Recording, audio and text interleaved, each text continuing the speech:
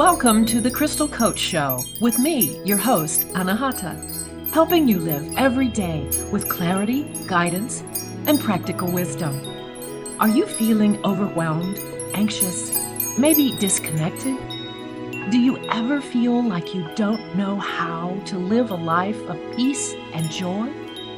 I am Anahata Roach, the Crystal Coach, and during this show, we channel divine wisdom through stories of service, spirituality, and stones for self-care. The Crystal Coach Show leaves you with a feeling of connection and the clarity it takes towards becoming the best version of yourself as you hear from thought leaders and many others to help you ignite the crystalline nature of who you really are. Stay tuned. The Crystal Coach Show starts now.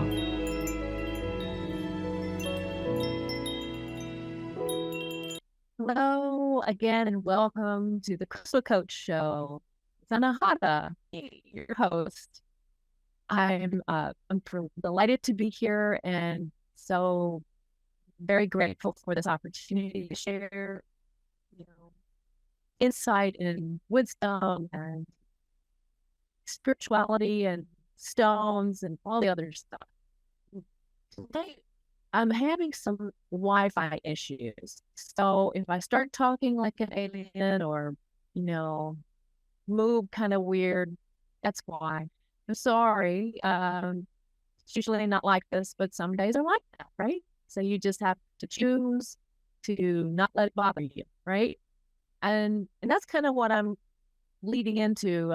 The topic that was given to me, spiritually given to me for our chat today was about freedom and whether it's a blessing or a curse, or it could be both. I'm really talking spirituality today.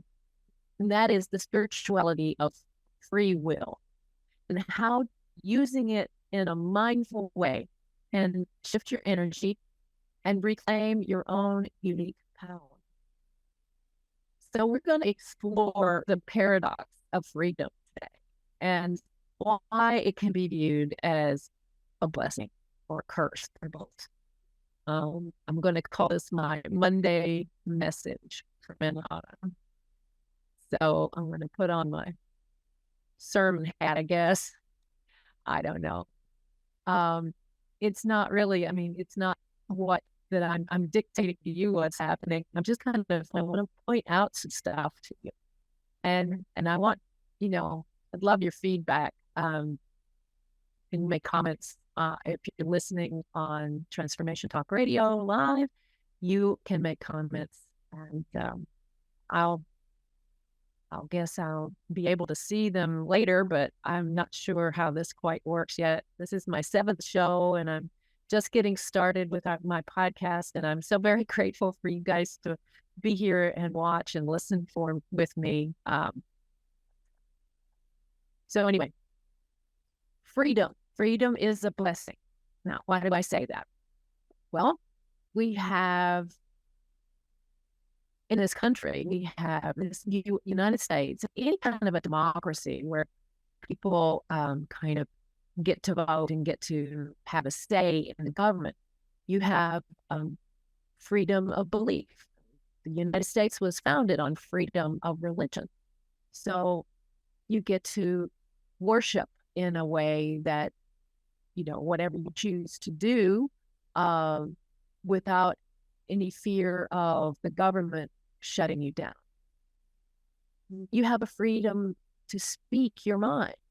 Just like right now, I've got the freedom to say what's in my heart and what's on my mind, rather than having to censure myself because I may be punished or even worse, jailed or put to death because of something that I would say that the government didn't like, right? So there's a freedom here in the democracies, in the areas in the world where you can speak your mind. And you also have a freedom to gather. Now, in the U.S., you need a permit if you want to have a big gathering, like a rally or something. You need to have a permit from the local government, but they don't tell you what you can say and what you can't say. You have that freedom together and to speak. You have freedom to choose and to love who you want to love. And that's pretty cool. You have freedom to learn. Um, you have the public education system in the United States that helps provide without having the taxes paid, right? It's an educational freedom. You have freedom to learn. You have freedom to play. And there's no martial law that you can only be outside for a few hours a day, or you can't be outside for a certain time. You can play any way you want to play. If you're a kid, you can play on the swing set, and on the monkey bars, and on the seesaw. If you're an adult, you can go to a club, or go dancing, or go bowling, or go golfing, tennis, whatever you want. You can have that freedom to move about and do what you want. Speaking of moving out, you have a freedom to travel. So for the most part, democracies provide citizens with these certain freedoms. And other freedoms, well, we can even refer back to freedom that we've had in the United States that recently has been taken away. It's a striking down of an established law, and then the creation of new, more restrictive ones. It's a controversial subject that I don't want to get into, but it's a reality for many that certain freedoms that they were used to are no longer available. Some would say that this is a blessing, others a curse. So when someone takes away a freedom, then it can be perceived as a curse by those affected by the restriction, and a blessing by those who perpetrated the offense against free will. Let me give you some examples of a curse. So to embody, the soul moves from the oneness through the veil of forgetfulness and into the density of form in its duality. When I say duality, I mean we have choices in this duality.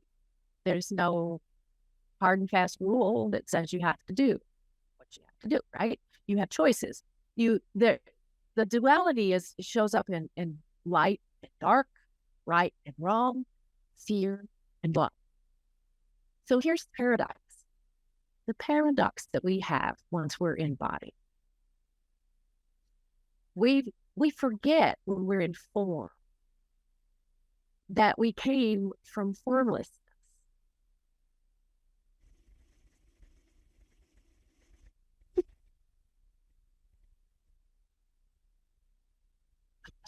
Sorry, just a sec. I touched my mouse and it just went away. Here we go.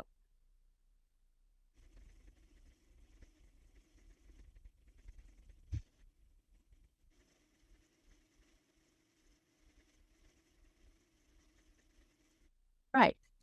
Once a form, we forget that we're formless vibrations of love. And we've decided to experience a formed body. So another example is economically advanced countries have citizens with so many choices to select food, clothing, activities, careers. The possibilities seem endless.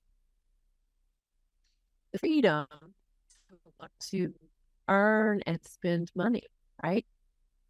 This kind of freedom can lead really to inertia as well as a feeling of entitlement. Every freedom comes with an obligation. All humans on the planet have the freedom of will.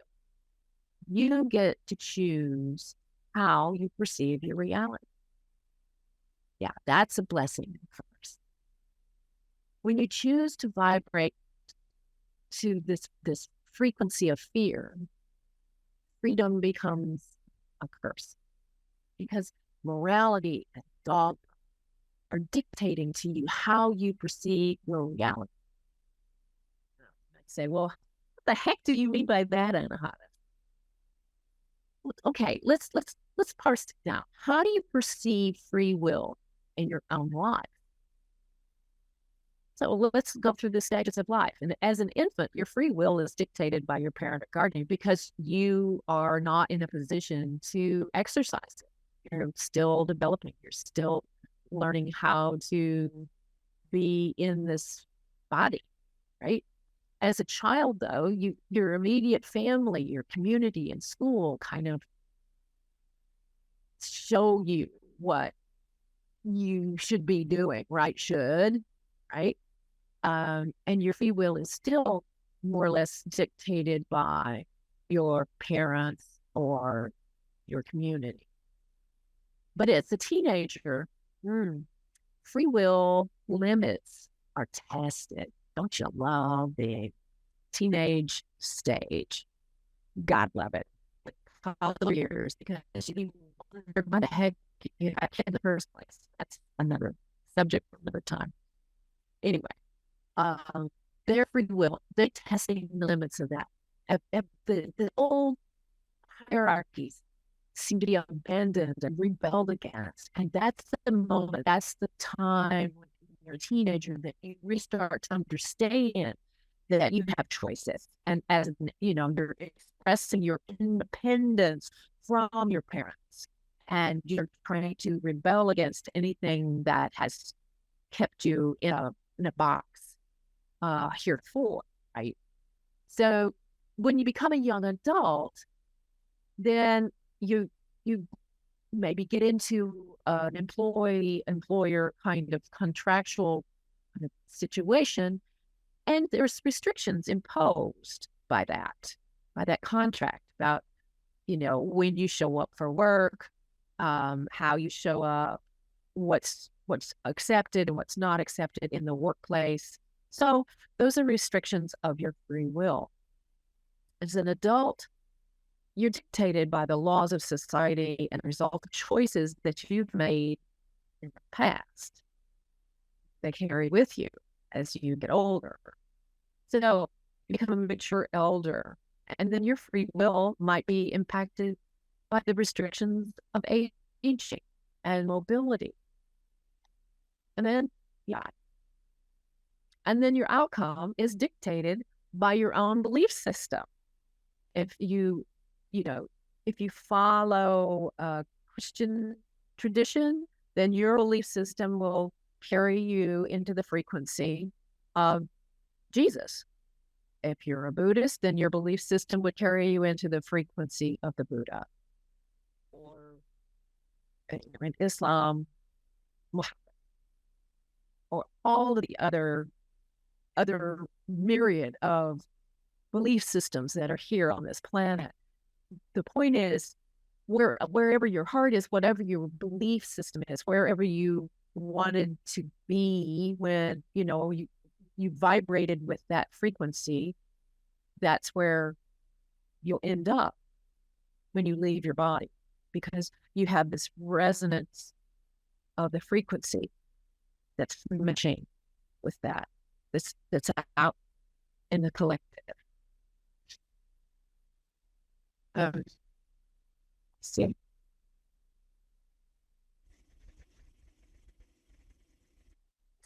Great. How freedom requires responsibility.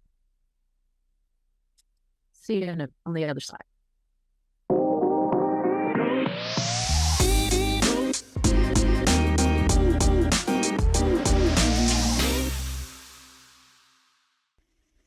Okay, welcome back. I'm still trying to work around the Wi-Fi stuff. We checked it out to see if turning off the camera was going to make the audio quality any better, but it didn't. So I think that what's happened is I'm working with a computer that needs, I need a new one. I just recently updated the Windows, and I think something happened there. So, because it was doing fine before. So I apologize for the kind of weird audio that's coming out of my mouth that, as you're hearing it, but there's not much I can do about it. So we're just going to keep going. My free will is that I choose to continue. So I told you I wanted to come back and talk about how with freedom comes responsibility. So as an adult, using the reasoning of, well, I was told to, is not really taking it into account that you decided to listen to someone else's opinion or instruction. It's why I said, hey, I'm giving you an opinion. You can resonate with it or not. You can choose to say, well, that makes sense, Anahata, or you can say, oh, you're full of it. You know, that's your free will.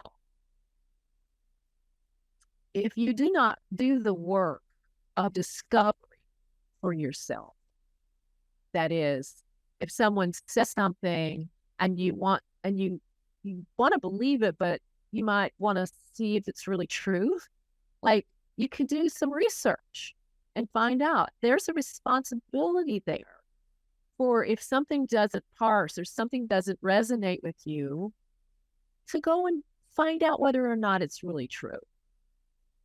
So if you allow others to make decisions for you, the outcome of your giving up your responsibility to yourself is no one else's fault. It just isn't. You have abdicated your free will.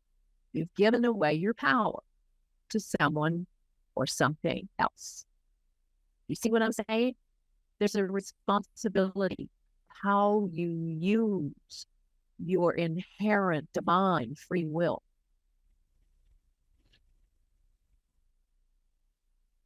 I'm currently reading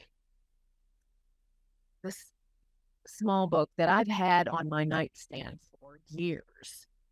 And I know those of you who like to read, there's this, okay, I want to read this.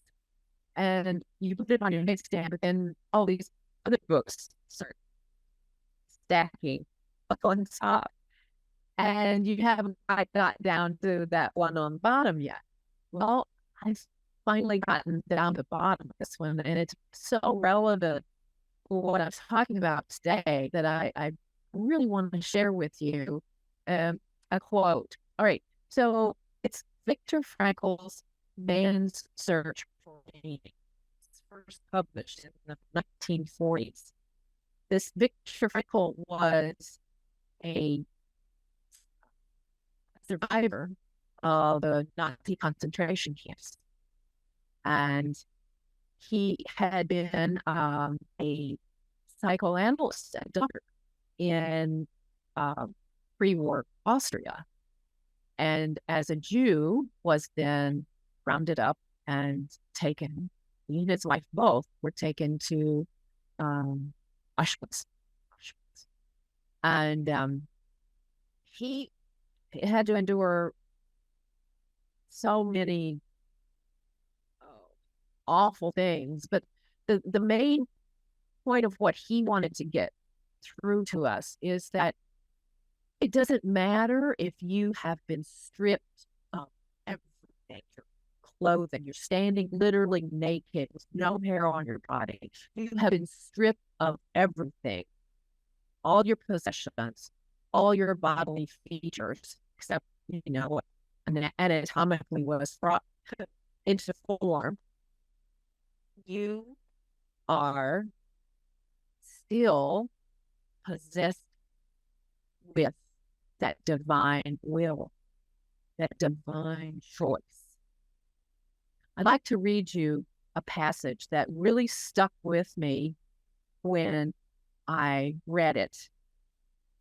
And he's talking about how awful it was, but even that man can preserve a vestige of spiritual freedom and independence of mind in such terrible conditions, that physical conditions as well as the mental stress.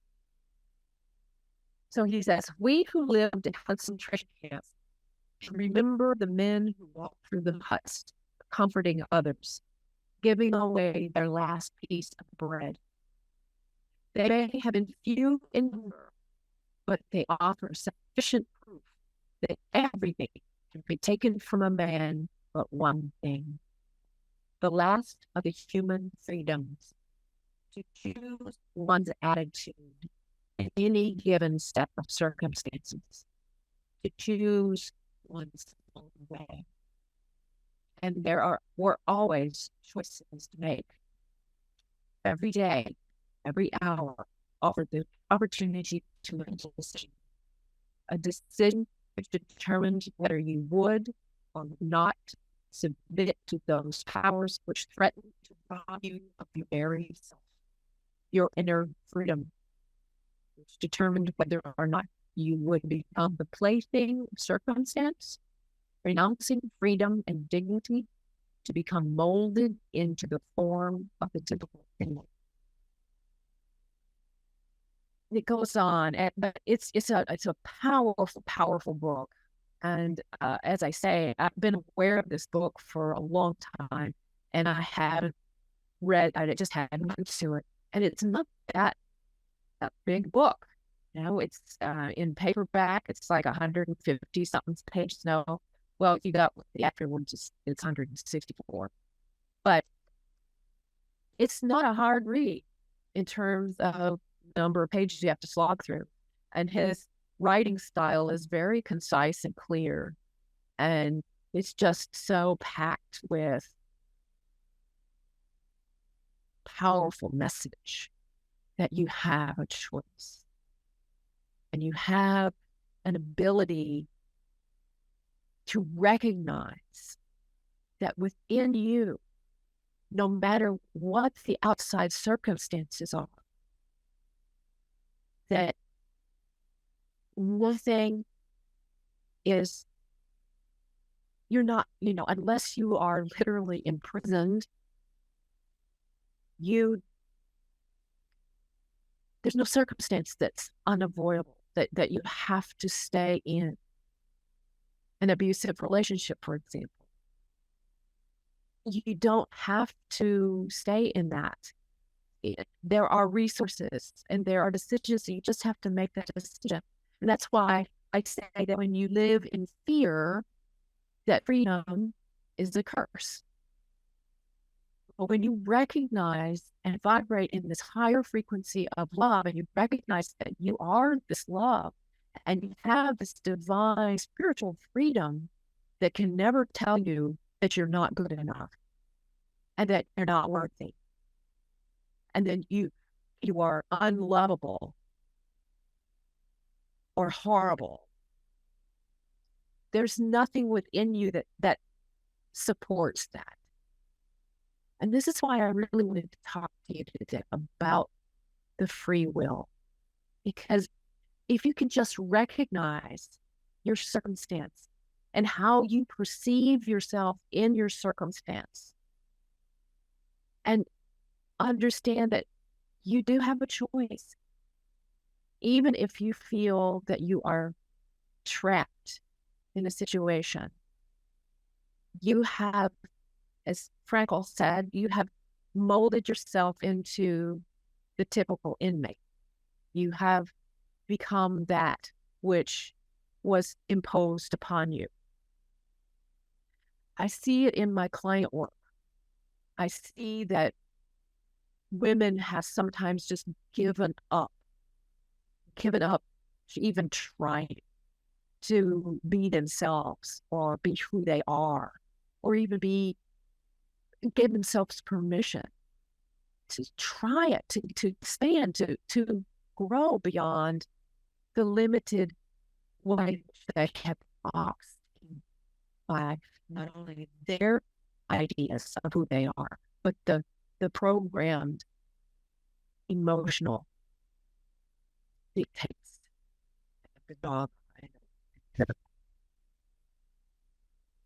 they use themselves, right? So I have seen, but it happens on the other side when you allow yourself to recognize that you are moving in this vibration here, and that you have a choice. You can start to move away from fear and find the love within you first. That's the key, is the within you, there's this, there is only love. And that is the meaning of life, is to love. That the expression of love, the, the knowledge of love, especially within, and help you to overcome so many obstacles, so many ways that you feel that you have no way out.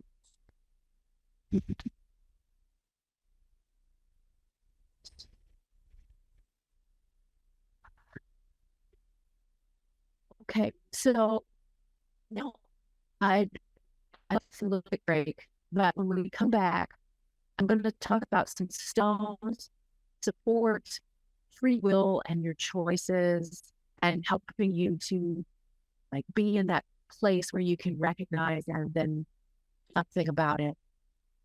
I'm Anahata Roach, the Crystal Coach, and my website is thecrystalcoach.com. And I'd love it if you take a look and see what I do and how I work. We'll be back in just a minute.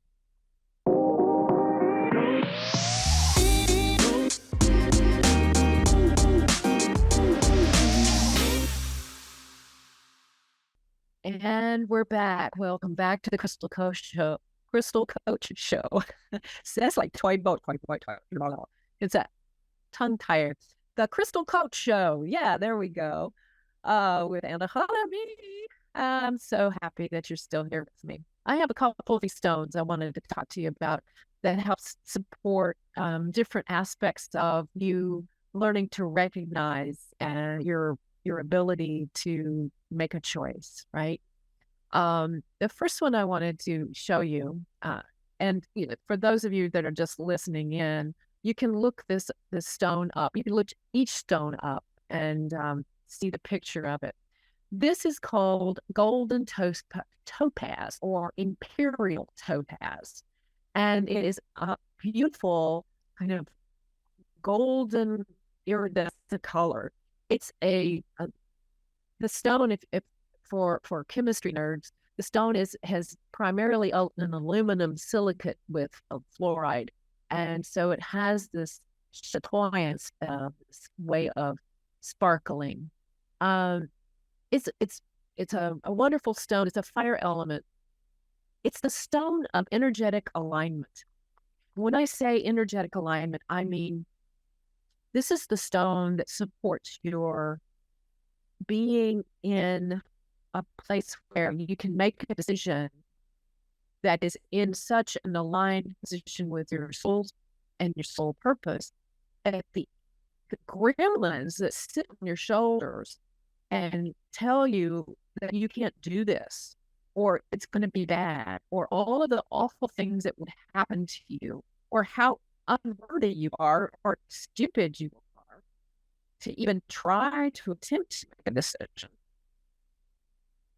Once you make that decision, the frequency of this stone, the golden topaz, helps support you in having everything aligned so that the gremlins can't stay on your shoulders. They literally have to drop off because the frequency is so high. You're lifting your own vibration from fear to love. And I work with golden topaz a lot because when I was first starting out, oh man, I have the gremlins on my shoulders. Oh, all the time. Who the hell do you think you are? You can't do this. You can. Well, you're not. You can. Yes. Well, but I made a decision that's who I was, and was my sole purpose, and this is how I'm working. I get these gremlins on my shoulders anymore, and they haven't come back. So that's what I mean. Working with the stone helps that frequency to kind of click in so that you can then make your choice and when you've made your decision and you know that it's the right decision because gremlins aren't there. The gremlins aren't telling you can't do something. You feel very centered. So golden topaz is the name of that stone. And this is what I'm showing you is a raw piece of golden topaz. This is also a gem quality stone. So it can be cut and polished and worn as a ring or jewelry or, all these other wonderful ways that you can get connected to that frequency. Okay, so that's the energetic alignment. The next one I wanted to share with you was it is the stone called purpurite. Purpete. Purpurite. And it's purple. Isn't that pretty? So purpurite is this lovely stone that actually contains phosphorus. It is also known as the light bearer. So it has this frequency of the light. It helps you connect your head with your heart. How about that?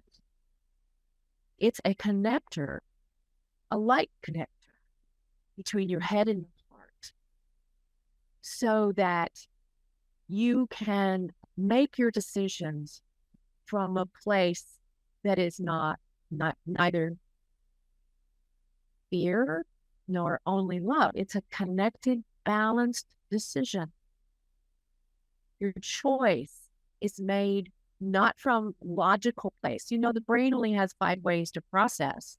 And so the mind only has 5 ways to perceive. And if your heart is saying yes, but your mind is trying to override that yes with all this logic and reasoning, that's fear.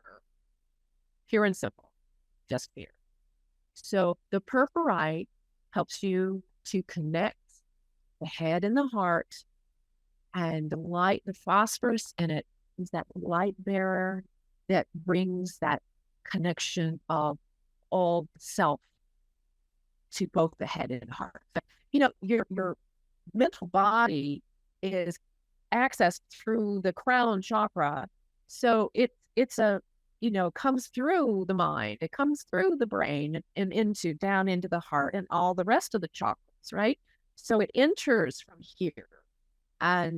But if your heart is like your point of center, then you're getting your energy and the balance from above and below. See? I love it. I love this stone, and I love when it shows up for my clients, when my clients' bodies ask for it, because most of the time, those are people who are really in their heads, and they need to have their heart be much more accessible. So the third stone I want to talk to you about. Now, I could not find my tiger iron. That's called tiger iron. It's got tiger eye, jasper, red jasper, and iron or hematite in it. So I'm showing you a piece of mahogany obsidian because it has a layered kind of effect like tiger iron does. But instead of it being kind of this brown stripe with the black, you will see black and then red, and then the tiger eye kind of golden. It's just an amazing, beautiful, beautiful piece of mineral wisdom that you can use to help you get grounded expansion. It provides support, focused will with strength and stamina. So I think like the trio of these, the golden topaz and the purpurite and the tiger iron, together with them can help, the frequencies of all 3 together really help to get you in a place where that highly aligned, that energetic alignment can be really grounded into your body and into your will, using your will. You know, the solar plexus is the seat of the will. It's the solar plexus chakra. And what happens is sometimes we give away our will, our power to other people who make us feel bad or make us feel unworthy or make us feel that we're wrong. We give our power away when we say, oh, okay. And we believe them. So using your will to recognize when someone's trying to take your power and say in your mind, no, this is my belief. This is what my frequency is. And this is how I am aligned. And I do not choose to allow you, other person trying to be negative, to alter the way I feel. You see, there's ways in which you can just reconnect with yourself. The minerals and frequencies in the sounds can help. They're not the be all end all, but there's another thing that you can do to help yourself. Self-care, the aspect of working with crystals. So that's all my sermon for today. Freedom and being a blessing and a curse. What do you think? How do you perceive this? Do you think freedom can be a blessing? Do you think freedom's a curse? Do you think it's both? Sometimes I think it's both. What do you think? If you're being called or you're feeling like, I really like she's saying, and I'd like to maybe work with her.